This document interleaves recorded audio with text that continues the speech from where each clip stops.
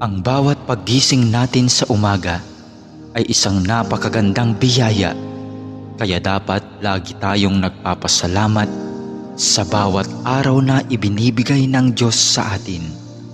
Kaya naman, manalangin tayo sa ngalan ng Ama na siyang lumikha ng langit at lupa.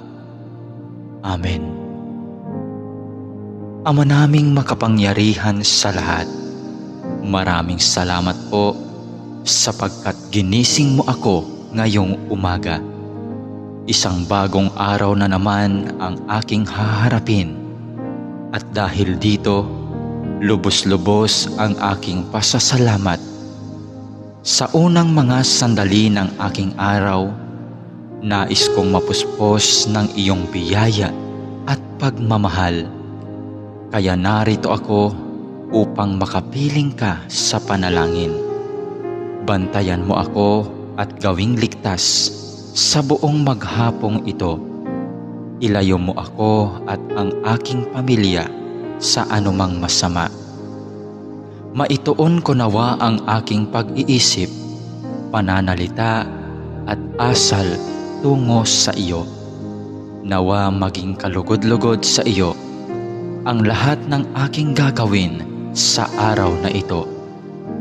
Panginoon ko at Diyos ko, naniniwala at nananalig ako na naririto ka at kapiling ko sa mga sandaling ito, na nakikita mo ako at iyong naririnig ang aking mga daing, mga kahilingan at mga panalangin. Kaya naman, Panginoon, ngayong umaga, sa iyong presensya at pagdamay mo ako kumakapit upang maharap ko ng may katatagan at katapangan ang araw na itong ibinigay mo sa akin. Mapagmahal na Panginoong Diyos, na nalaman kong mahal mo ako at binabantayan mo ako palagi.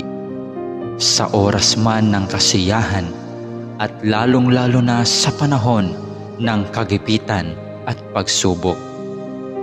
Tulungan mo akong huwag makalimot sa katotohanan ito.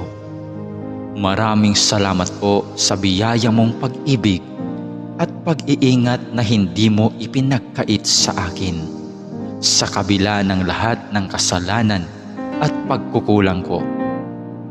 Puno ng pag-asa akong magpapatuloy sa araw na ito sa aking mga dapat gawin dahil na rin sa iyong pagtulong.